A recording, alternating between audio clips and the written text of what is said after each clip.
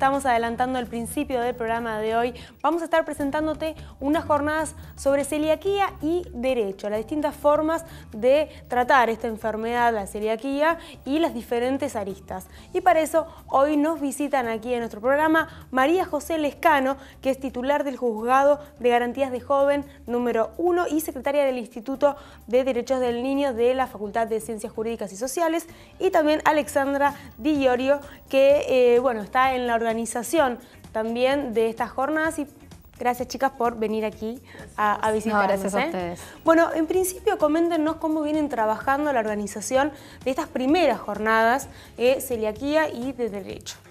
Bueno, estas jornadas surgen como un resultado natural de un trabajo, de un seminario que iniciamos en la Facultad de Derecho, en el Instituto de Derechos del Niño, en donde con el doctor Domenech y otros docentes convocamos alumnos a trabajar sobre un caso real, un caso de un expediente que llevó a un juicio a un tribunal oral, y en donde vimos que había una niña con derechos vulnerados, y en donde nos empezó a preguntar en qué medida los derechos que tienen los niños reconocidos por la Convención son efectivamente tutelados y protegidos. Claro, garantizados. Garantizados. Ese es el desafío, me parece, que tenemos hoy en día en la protección de los derechos fundamentales. Ese trabajo entre alumnos y profesores tuvo sus frutos y nos empezamos a contactar con docentes de la Facultad de Medicina, y también, sobre todo, Alex tomó contacto con asociaciones de celíacos, y en donde nosotros mismos como abogados empezamos a advertir que es una problemática que no está del todo abordada desde el punto de vista jurídico, práctico, y también interdisciplinario. A nosotros, desde el punto de vista del Instituto de Derechos del Niño, nos preocupa que haya tantas normas, tantas leyes, pero vemos que en la práctica los niños están totalmente desprotegidos. Entonces, nuestro afán es que el nuevo paradigma de infancia, que aspira a ser superador al paradigma de infancia anterior, pueda realmente ser efectivo y tratar de contribuir de alguna manera para que un caso que fue realmente desgraciado como el que estudiamos no vuelva a ocurrir. Bien. Alexandra, bueno, vos fuiste protagonista en esta investigación, ¿no? Claro, yo, contanos un poco tu experiencia. Llego al instituto a través, yo soy alumna de la Facultad de Derecho, y tenemos una materia que es un seminario, y llego como cualquier otro seminario, porque fue en esa situación, como alumno uno no elige, más allá de la orientación que uno pretende.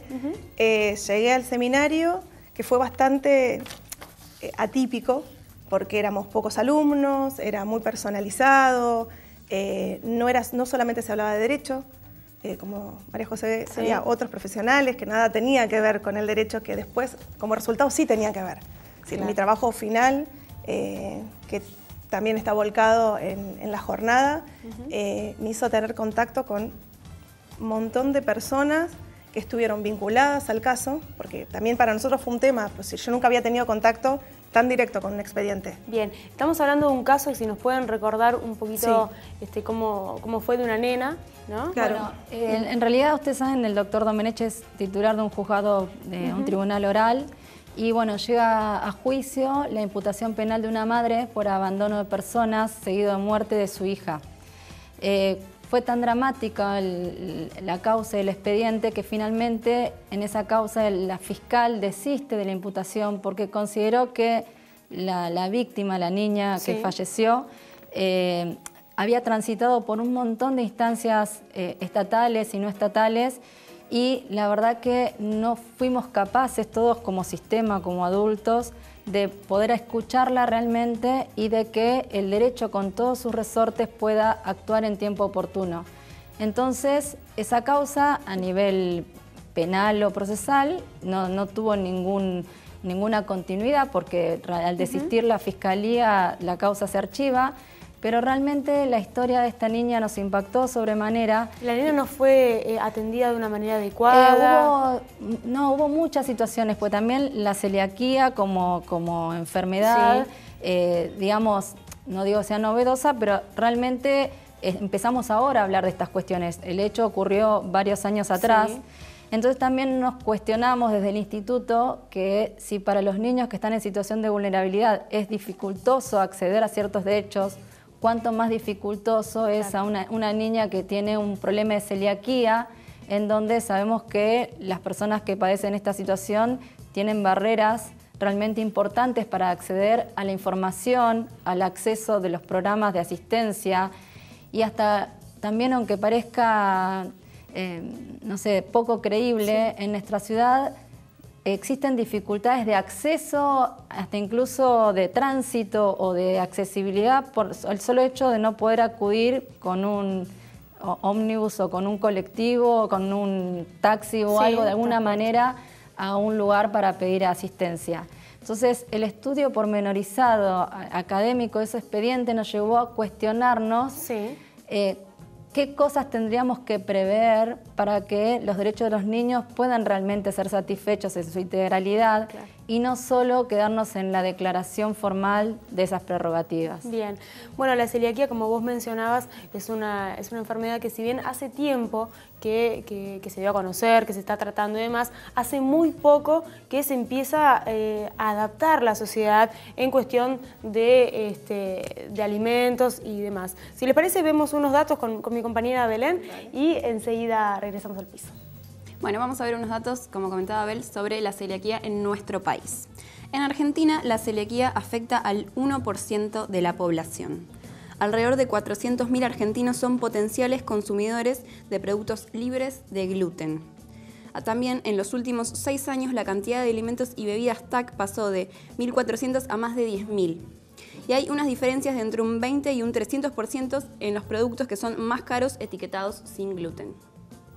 Bueno, ahí veíamos un poco la gran dificultad también del acceso a los alimentos, ¿no? Algo tan preciado como la comida, algo tan básico para sobrevivir, y cómo se encuentran hasta un 300% más caros los alimentos, que de por sí a cualquier persona acceder a esos alimentos es más caro. Bueno, si nos vamos si nos miramos en gente que está en otro tipo de situación, una situación más vulnerable, es casi inaccesible. Sí, bueno, totalmente. En este caso, ¿no? puntualmente, es una nena de muy bajos recursos y el hablar, el contacto, porque yo lo que tuve fue más allá de lo que era teórico, sino que tuve acceso a... lo humano.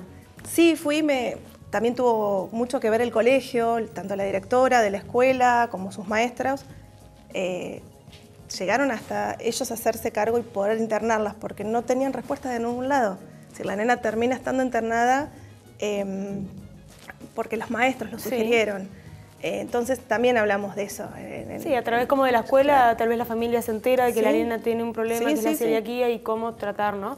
Sí, también nosotros lo que pretendemos con esta jornada, bueno, va a participar el doctor Cueto Rúa, que ustedes saben la trayectoria que tiene en esta materia, y también seguidamente también tomamos conocimiento de un habeas corpus que se presentó porque había unas personas privadas de la libertad que también padecían celiaquía. Entonces pudimos darnos cuenta que a partir del enfoque de la celiaquía se presentan distintas hipótesis o situaciones en donde amerita que el Estado tenga una planificación. Y nosotros desde el Instituto de Derechos del Niño hacemos hincapié de que antes todas estas amplias situaciones que se presentaban eran abordadas por un juez de menores. Sí. Ahora que no existe más la figura del juez de menores, el sistema se tiene que adaptar a que un caso que se presente pueda tener urgente articulación y respuesta, porque si no lo que sucede es que los niños que tienen alguna situación de vulnerabilidad recurren a distintas instancias y todos tienen como una respuesta parcial. Claro. Entonces, si la niña tiene recursos o posibilidades familiares de transportarse, de ir a un lugar donde tener información, es más fácil, pero los que no tienen esa accesibilidad se ven realmente en una situación de riesgo, de exposición que no pueden manejar. Bueno, justamente ahí es donde el Estado tiene que tomar la posta, digamos, y hacerse cargo. Y vos mencionabas recién esta otra área que es la situación de encierro, ¿no? Sí. Cómo se trabaja la celiaquía en una situación de encierro. ¿Cómo pueden diagnosticar eso? No, el tema es que en las situaciones de encierro ustedes sabrán que, bueno, por ejemplo, porque la comida... perdóname, hay muchísimas falencias. Claro, sí la comida ya es un es problema para todo el mundo, es decir, digamos, por ejemplo, en los jóvenes privados de la libertad hay un menú establecido que se reparten en viandas. A veces hay reclamos, hay que tratar de controlar que eso se cumpla, pero entonces pensar situaciones individuales, como puede ser la celiaquía u otras circunstancias con la alimentación, de por sí mismo es problemático. En las situaciones de encierro de adultos, más aún. Entonces, si sabemos que hay sobrepoblación y sabemos que a veces los familiares contribuyen llevándoles alimentación, ¿qué pasa cuando ni siquiera la persona sabe que es celíaca? Porque si bien hay médicos, a veces lo que falta también es la información suficiente o programas de inserción. Entonces, bueno, la idea de estas jornadas es debatir. Nosotros también pensamos ilustrarnos porque pensamos que puede haber más casos o más dificultades que quizás, particularmente de la Facultad de Derecho y del Instituto de Derecho del Niño y del Derecho Penal, podemos llevar a colaborar de alguna manera.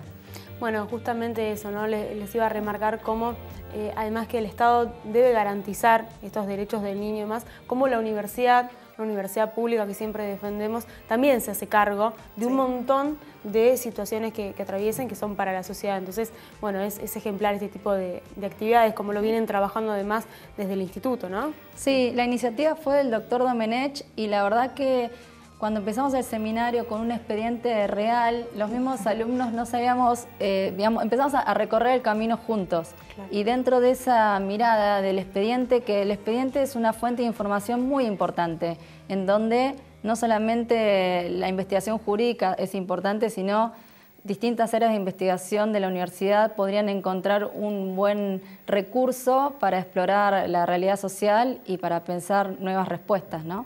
Bien. ¿Y ustedes tienen algún tipo de análisis, de estadísticas de cuánta gente padece celiaquía aquí en la región de La Plata o en alguna zona de la región de La Plata que hayan trabajado puntualmente o con algún hospital, con la Asociación de Celiaquía Argentina? Nosotros, el trabajo fue ese y justamente nos contactamos. Sí, yo tuve contacto con la asociación. Bien. Hablamos del caso particular, que ellos lo recordaban. Es decir, claro. Deben tener muchísimos casos, pero era como un caso muy puntual para ellos y nada, se quedaron como nosotros porque en realidad no hay mucha más información de la que tenemos y es seguir investigando qué pasó después, porque hay una familia atrás de todo esto. No, pero nosotros estadística en términos generales no. Digamos, justamente esta jornada fue pensada para que sea un punto de encuentro y quizás en el futuro seguir haciendo actividades conjuntas. Perfecto. Pero bueno, la idea fue compartir preocupaciones académicas desde distintos lugares y poder trabajar de manera coordinada. Bien, estas jornadas se van a realizar el día lunes, próximo lunes, a partir de a las 14:30. A 17:30. A 17:30 en el edificio donde estamos ahora. En el aula 725. Que es el edificio Sergio Caracachov, el que se inauguró hace muy poquito, que se ingresa por la calle 48 entre 6 y 7, séptimo piso, aula, ¿me decías? 725. 725. Los invitamos a todos. Bueno, y eso también quería destacar porque este tipo de actividades que realiza la universidad, si bien se trabaja la celiaquía y el derecho, una materia específica como es el derecho, bueno, están abiertas para todas las comunidades. Sí, es una invitación abierta, es gratuita, es una actividad gratuita. Para que se vengan a asesorar también, por ahí familias que tienen chiquitos con celiaquía y no saben cómo tratar, o personas adultas que se están enterando tal vez de esta enfermedad. Bueno, el asesoramiento. No vamos a estar nosotros desde el derecho, sino que va a estar...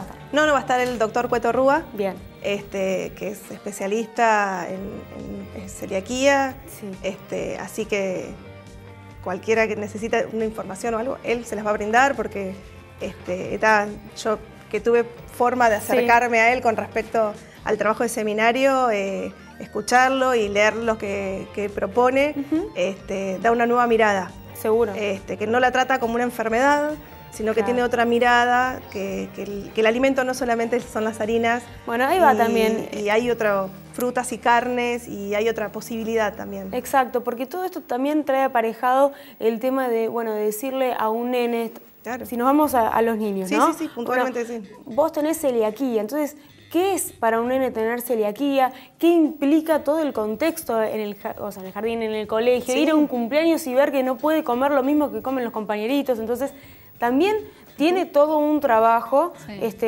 contextual, psicológico, seguramente para preparar a los padres.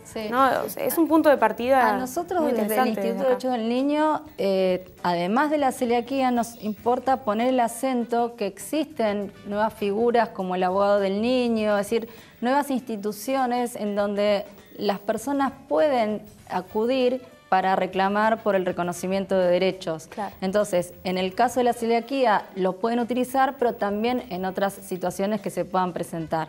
Y bueno, y déjame también plantear que el Instituto de Derechos del Niño tiene sus actividades en el tercer piso de la Facultad de Derecho, y si bien somos pocas personas, tenemos una revista virtual, un Facebook, y muchas veces nos hacen consultas. Entonces, en la medida de nuestras posibilidades, podemos derivar o dar algún tipo de orientación desde el punto de vista jurídico para que puedan acudir a distintas instituciones del Estado si existe alguna duda al respecto. Seguro, la Facultad de Derecho tiene estos consultorios jurídicos gratuitos donde se pueden acercar y bueno, sacarse dudas y asesorarse en diferentes temáticas. Y con respecto a el menú celíaco que vos mencionaste hoy, bueno, la universidad desde hace muy poco, el comedor de nuestra universidad incorporó este menú celíaco con el mismo costo que el menú para todos, del menú normal, que es 15 pesos. Entonces es un gran esfuerzo también que se realiza desde nuestra universidad poniendo un menú para celíacos, lo que implica, ¿no? O sea, que es una cocina casi paralela, con el mismo costo para todos aquellos estudiantes que, bueno, que padecen esta diferenciación que tienen que hacer con la comida, como para no llamarlo también enfermedad, ¿no? Así que, bueno, los felicitamos por esta jornada, seguramente vamos a estar ahí cubriendo, y es un muy lindo punto de partida para seguir estudiando este tema. Bueno, muchas gracias.